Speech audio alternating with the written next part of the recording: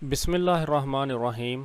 अस्सलाम वालेकुम। Basic algebra and trigonometry MTH 102 lecture number 19 and 20 है। तो ये लेक्चर नंबर 19 और 20 जो है उसमें दो टॉपिक्स हैं, एक परमोटेशन है एंड एक जो है वो कम्बिनेशन का जो है वो टॉपिक है। तो परमोटेशन क्या होती है और कम्बिनेशन क्या होती है ये आपको मैं एक्सप्लेन करता हूँ एक एग्जांपल की मदद से। पहले मैं आपको एक आसान सी एग्जांपल बता देता हूँ ताकि आप जो है वो परमोटेशन और कम्बिनेशन को समझ सकें। तो ये लेक्चर नंबर 19 और 20 इसी वीडियो के अंदर जो है वो मैं दोनों लेक्चर्स को जो है वो कवर करूँगा। ये एग्जाम्पल आपको जो है वो शो करेगी कि परमोटेशन क्या होता है और कम्बिनेशन क्या होता है। इफ़ आपके पास है 3 books, if I have 3 books, या मेरे पास जो है वो 3 बुक्स हैं, एक का नाम है ए, एक का नाम है बी और एक का नाम है C. I want to select 2 books, और मैंने जो है वो इनमें से जो है वो 2 बुक्स जो है वो क्या करनी है, वो चूज़ करनी है। 3 बुक्स में से ए बी सी में से मैंने 2 चूज़ करनी है, 2 पिक करनी है। तो परमोटेशन में क्या होता है, ऑर्डर मैटर करता है, ऑर्डर डज मैटर। ऑर्डर की जो है वो अहमियत होती है, मतलब कि आप अगर ए और बी चूज करते हैं तो देन आप बी और ए भी चूज कर सकते हैं।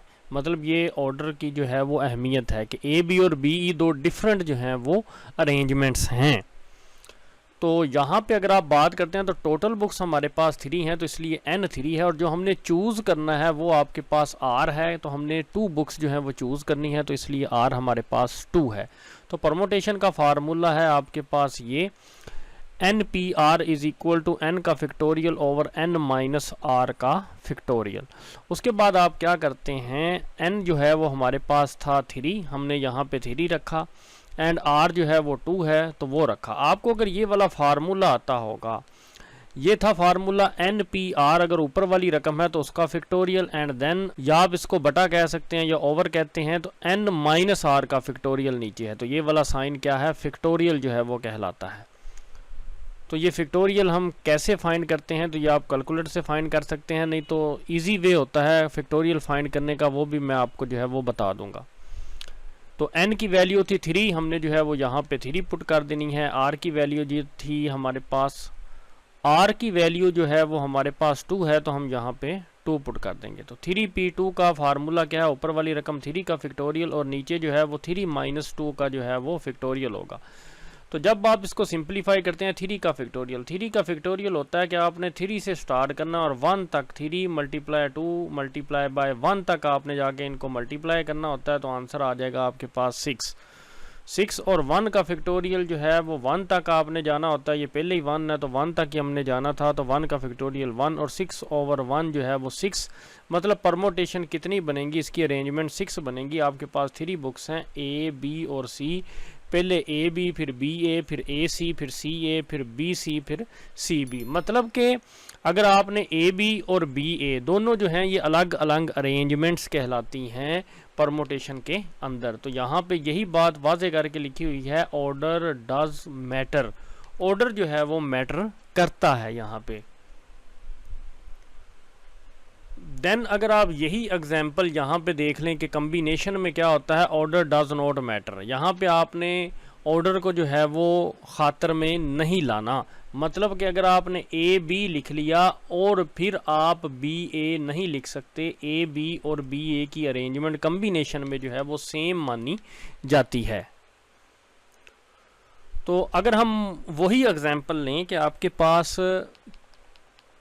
3 बुक्स हैं और आपने 2 चूज़ करनी है, तो अगर हम यही जो है वो एग्जांपल लें तो हम देखते हैं कि आपके पास n 3 है और r 2 है, तो NC3 या NCR कम्बिनेशन का ये फार्मूला होता है कि n का फैक्टोरियल ऊपर एंड देन r का फैक्टोरियल नीचे and then n minus r का फैक्टोरियल। तो यहाँ पे परमोटेशन और कम्बिनेशन में इसका डिफरेंस है, इधर r का फैक्टोरियल आता है जबकि परमोटेशन में जो है वो r का फैक्टोरियल जो है वो नहीं आता, ये आप देख सकते हैं। एंड n जो है वो टोटल बुक्स 3 हैं, चूज़ आपने कितनी करनी है, 2 करनी है, तो यहाँ पे 3C2 आ जाएगा और फार्मूला है 3 का फैक्टोरियल देन 2 का फैक्टोरियल एंड देन 3 माइनस 2 का जो है वो फैक्टोरियल यहाँ पे आ जाएगा।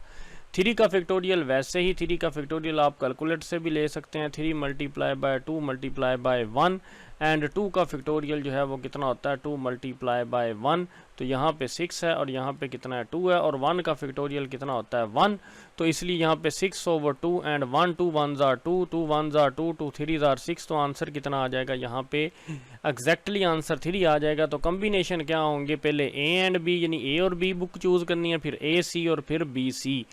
तो यहाँ पे जो है वो परमुटेशन की और कम्बिनेशन की एग्जांपल है, ये आपके पास ये नीचे वाली जो एग्जांपल है ये आपके पास जो है ये परमुटेशन की एग्जांपल है। ये परमुटेशन की एग्जांपल है। Arranging 2 trophies on a shelf, के आपने जो है वो एक शेल्फ के ऊपर जो है वो ट्रॉफीज को अरेंज करना है, तो पहले आप ए ट्रॉफी अरेंज कर दें, फिर बी कर दें और फिर ए कर दें।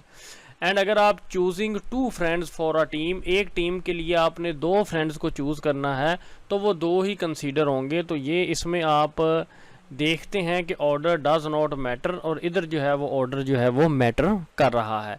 तो ये एग्जांपल है आपके पास। तो ये मैंने कंसेप्ट दिया कि आप जो है वो फ़र्क कर सकें कि परमुटेशन क्या होती है और कम्बिनेशन क्या होता है। अब हम अपने हैंडआउट्स पे आते हैं। मल्टीप्लिकेशन प्रिंसिपल है if 2 operations A and B, यहाँ पे 2 ऑपरेशंस यूज़ हो रहे हैं, एक ए और एक B, are performed in order with n possible outcomes for A and m possible outcomes for B, then there are n cross m या n multiply by m possible combined outcomes of the first operation followed by the second। क्या मतलब A और B 2 operations हैं, तो उनके जो है वो पॉसिबल टोटल आउटकम्स ए और बी के कितने होंगे, n क्रॉस m होंगे। तो इसकी ये एग्जांपल आपके पास नीचे है, ये मल्टीप्लिकेशन प्रिंसिपल की। अब आपको समझ आएगी कि आपके पास एक बास्केट है ए, उसमें जो है वो मैंगो है, मैंगो को हमने m से रिप्रेजेंट किया हुआ है, और फिर है एक बनाना जिसको हमने b से रिप्रेजेंट किया हुआ है। तो बास्केट ए के अंदर 2 फ्रूट्स हैं, एक मैंगो है और एक बनाना है। मैंगो को m से रिप्रेजेंट किया हुआ, बनाना को b से रिप्रेजेंट किया गया है। तो ये बास्केट ए के लिए है। तो बास्केट बी फिर आ जाती है, उसमें जो है वो कौन से फ्रूट्स जो हैं वो हैं, एप्पल है, ऑरेंज है एंड ग्रेप फ्रूट्स हैं। तो आपने एप्पल को ए से रिप्रेजेंट किया हुआ, ऑरेंज को ओ से और ग्रेप फ्रूट्स को जी से। अगर आप बात करते हैं ए में 2 फ्रूट्स हैं और बी बास्केट में 3 फ्रूट्स हैं, तो अगर आप इन दोनों को मल्टीप्लाई कर दें 2 मल्टीप्लाई बाय 3, तो यहाँ पे 6 जो है वो according to the multiplication principle outcomes आपके बनेंगे। तो यही बात यहाँ पे लिखी हुई है कि अगर ये n था और ये आपके पास ऑर्डर m है, तो इनका जो है वो पॉसिबल कंबाइंड आउटकम जो है वो इन दोनों को मल्टीप्लाई करने से 2 मल्टीप्लाई बाय 3 6 जो है वो आपके पास कंबाइंड आउटकम्स बनेंगे ए बास्केट के और बी बास्केट के। तो अब हमने क्या करना है, क्योंकि ए बास्केट के अंदर जो है वो 2 फ्रूट्स हैं और बी बास्केट के अंदर 3 फ्रूट्स हैं, यू ड्रा 1 फ्रूट फ्रॉम ए, आप जो है वो एक जो है वो ए से ड्रा कर सकते हैं और एक जो है वो बी से ड्रा कर सकते हैं। टोटल आप कितने पेयर बना सकते हैं, 2 के।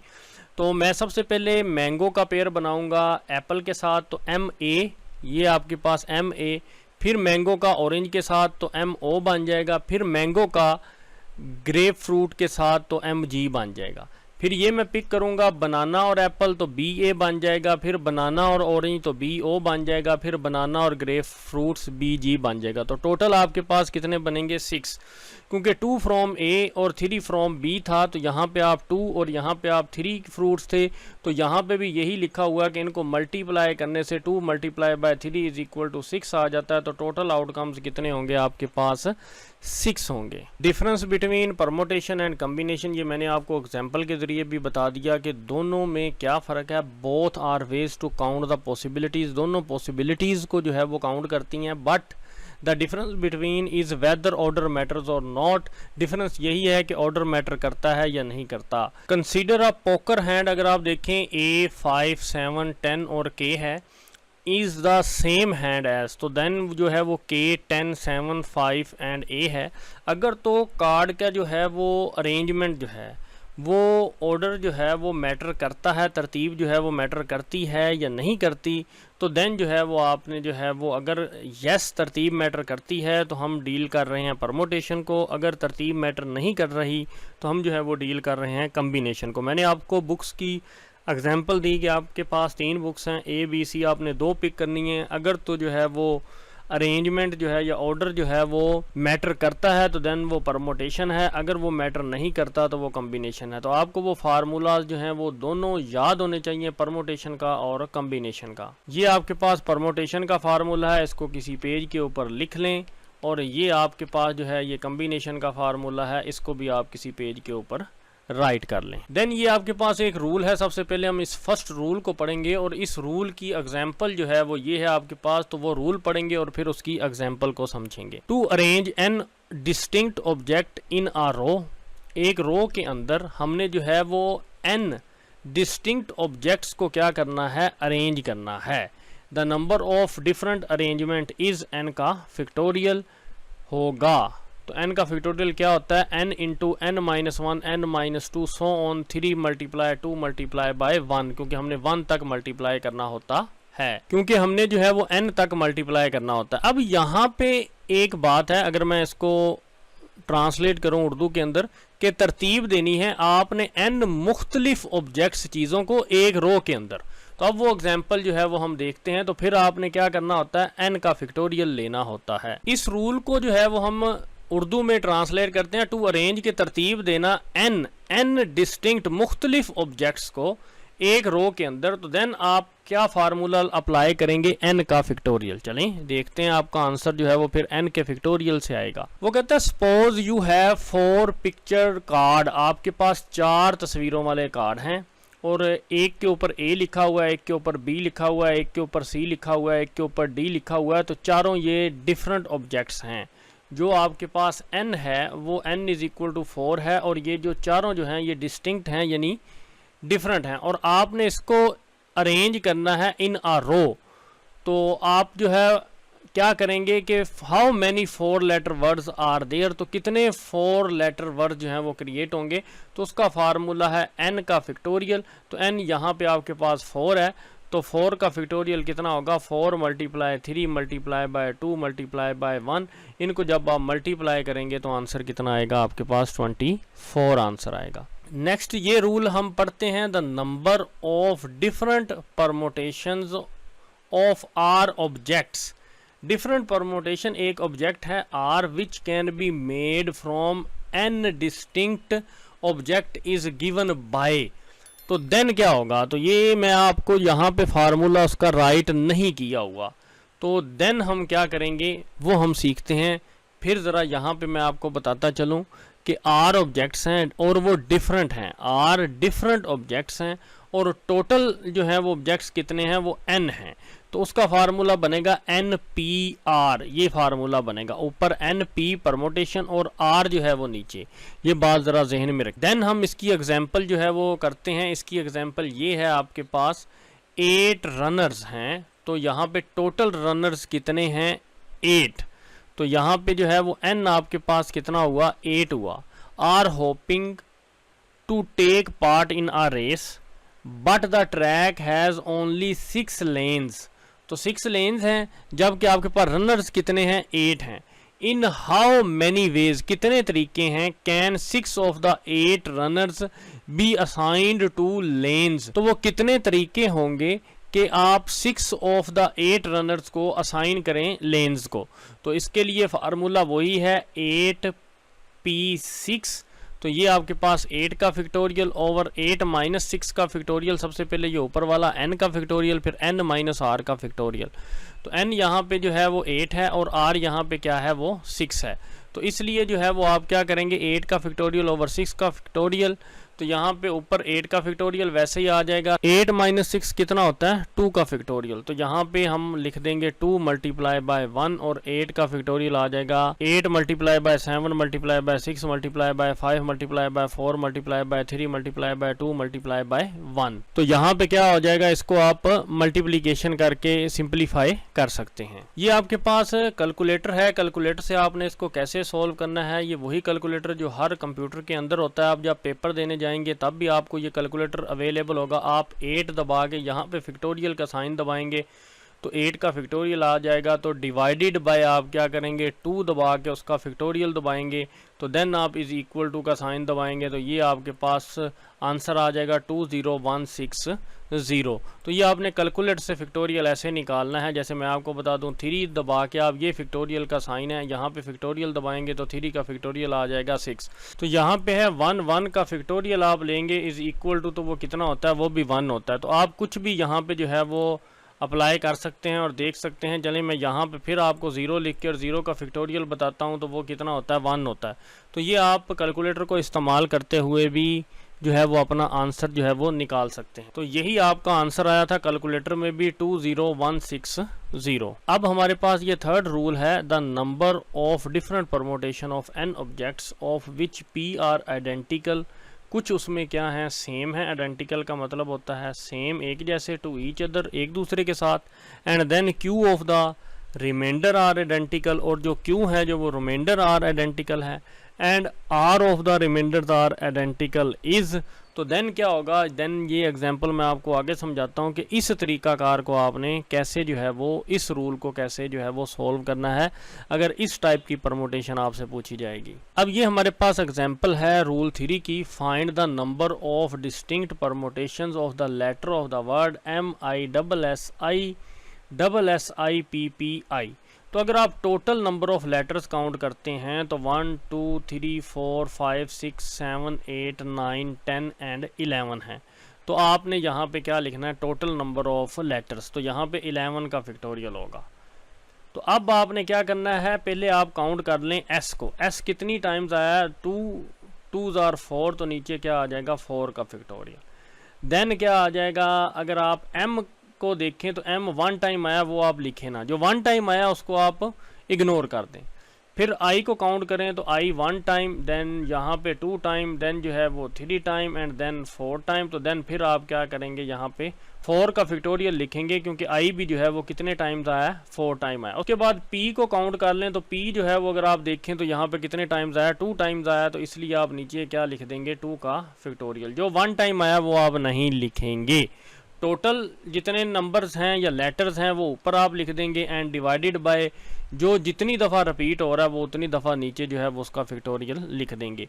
तो ये आपने सबको डिफरेंट जो है वो सॉल्व करना है, या आप कैलकुलेटर पे यहाँ पे ब्रैकेट्स लगा के सॉल्व करेंगे। चलिए मैं आपको सॉल्व करवाता हूँ और देखता हूँ ये 34,650 आंसर आता है, 34,650 आंसर आता है या नहीं आता। तो ये हमारे पास है 11, तो इसका हमने फैक्टोरियल लेना है, तो इसको हमने डिवाइड करना है। डिवाइड करना है तो पहले मैं यहाँ पे लगा दूंगा ब्रैकेट, ताकि जो है वो 4 का फैक्टोरियल देन यहाँ पे होगा, देन मल्टीप्लाई बाय फिर 4 का फैक्टोरियल है तो ये होगा, देन मल्टीप्लाई बाय 2 का फैक्टोरियल है तो ये होगा। देन ब्रैकेट को मैं बंद कर दूंगा और इक्वल का साइन दबाऊंगा तो आपके पास आंसर आ जाएगा 34,650। जो हमें आंसर रिक्वायर्ड था तो वही आंसर आपके पास आया है जी। तो ये आप आंसर को देख सकते हैं, वही आंसर जो है वो आपने जो है वो हासिल किया।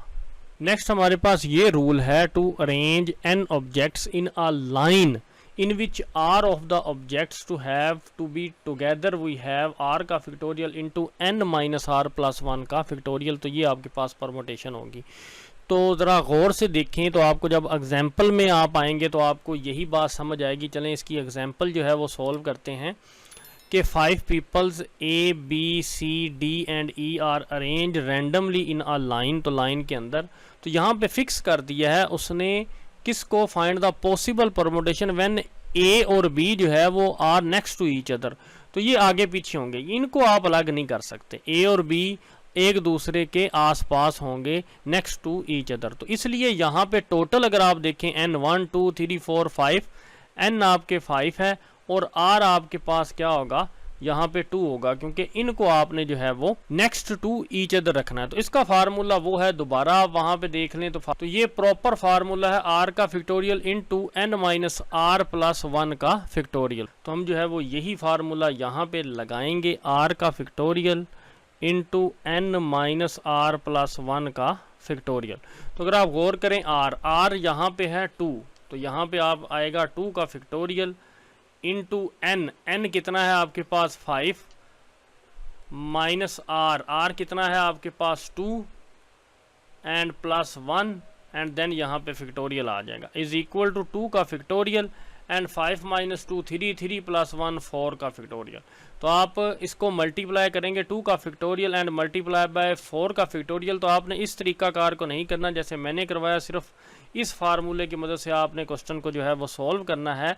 तो 2 × r का फैक्टोरियल इज इक्वल टू 48। तो हम देखते हैं कैलकुलेटर से, तो आपका आंसर 48 आता है। तो ये 2 का फैक्टोरियल देन मल्टीप्लाई बाय 4 का फैक्टोरियल, तो आपके पास इज इक्वल टू का साइन लगाएंगे तो आपके पास आंसर कितना आ जाएगा 48। जी ये आपके पास 48 ही आंसर है। ये आपके पास अब रूल है ये वाला। अब हम इसको पढ़ते हैं, to arrange n objects n है और आपने इसको अरेंज करना है सर्कल के अंदर, in which arrangements are considered to be the same if they can be obtained from each other by rotation. तो रोटेशन के साथ अगर जो है वो एक दूसरे को हमने हासिल करना है तो उसका फार्मूला क्या होगा, n का फैक्टोरियल ओवर n, या सिंपली आप ये लिख दें n-1 का फैक्टोरियल। तो अगर आपने तरतीब देनी है ना एक सर्कल या रोटेशन के अंदर, दायरे के अंदर, तो देन उसका फार्मूला है n-1 का फैक्टोरियल। ये याद रखें, या MCQs ये भी आ सकता है, n का फैक्टोरियल ओवर n उसका फार्मूला है। उसकी एग्जांपल हमारे पास ये है कि in how many ways are there to sit 6 peoples around a circular table. तो 6 पीपल्स को आपने सर्कुलर टेबल में यानी गोल आपने बिठाना है, तो वो उसके बाद आपके पास कितनी जो है वो रोटेशन जो है वो अवेलेबल होंगी। तो फार्मूला है यहाँ पे, पहले आप n को देख लें, n आपके पास 6 है। तो अगर आपने सर्कुलर अरेंजमेंट देनी होगी तो उसका फार्मूला होगा n-1 का फैक्टोरियल। तो n यहाँ पे कितना है आपके पास 6 - 1 का फैक्टोरियल। तो आपके पास 6 - 1 कितना होता है 5 का फैक्टोरियल। तो आप कैलकुलेट से 5 का फैक्टोरियल निकालेंगे तो आपका आंसर कितना आएगा 120 आएगा। ये जैसे तरीका किया हुआ है इसको आप भूल जाएं। तो ये आपके पास है 5 का फैक्टोरियल, तो आप ये देख सकते हैं आपके पास आंसर आ जाएगा 120। कैलकुलेटर आप मुझे तो यूज़ करता हुआ देख रहे हैं, लेकिन आप खुद भी प्रैक्टिस करें साथ साथ कि आपने जब पेपर देना है तो आपने यही कैलकुलेटर इस्तेमाल करना है। मैंने भी वही आपको करके दिखाया। आपके आंसर्स अगर नहीं आते तो देन आप मुझे कमेंट में बताएं, तो मैं आपको तरीका जो है वो दोबारा एक्सप्लेन कर दूंगा। देन जो है वो हमारे पास फार्मूला फॉर कम्बिनेशंस है in general to find the number of combinations of r objects taken from n objects, we divided the number of permutation npr by r का factorial. the total number of combination is given by ncr, या इसको आप ऐसे भी लिख सकते हैं ncr, इसका मतलब भी ncr ही होता है। तो इसका फार्मूला आपने ये याद करना है, n का फैक्टोरियल ओवर r का फैक्टोरियल n-r का फैक्टोरियल। तो इसकी एग्जांपल ये है, the manager of a football team has a squad, यानी उसके पास 16 प्लेयर्स हैं, तो उसने उसमें से कितने चूज़ करने हैं 11 to play in a match, how many possible teams can be chosen. तो वो कितनी टीमें जो है वो क्रिएट कर सकता है कि 16 प्लेयर्स को उसने जो है वो 11 खिलाड़ियों में जो है वो कितने तरीक़ों से जो है वो टीम को अरेंज कर सकता है। तो चलें, हमारे पास जो है वो यहाँ पे 16C11 है।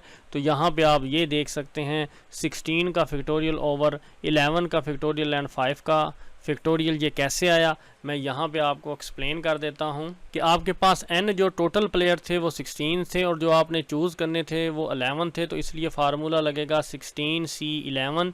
तो यहाँ पे जो है वो ऊपर 16 का फैक्टोरियल, फार्मूला है NCR का, ये भी आप देख लें, n का फैक्टोरियल, r का फैक्टोरियल, n-r का फैक्टोरियल। तो r का फैक्टोरियल यहाँ पे r ये है 11, तो यहाँ पे 11 का फैक्टोरियल एंड देन 16 - 11 का फैक्टोरियल। तो आप यहाँ पे देखेंगे 16 का फैक्टोरियल ओवर यहाँ पे आ जाएगा 11 का फैक्टोरियल एंड देन यहाँ पे 16 - 11 यहाँ पे क्या बन जाएगा 5 का फैक्टोरियल।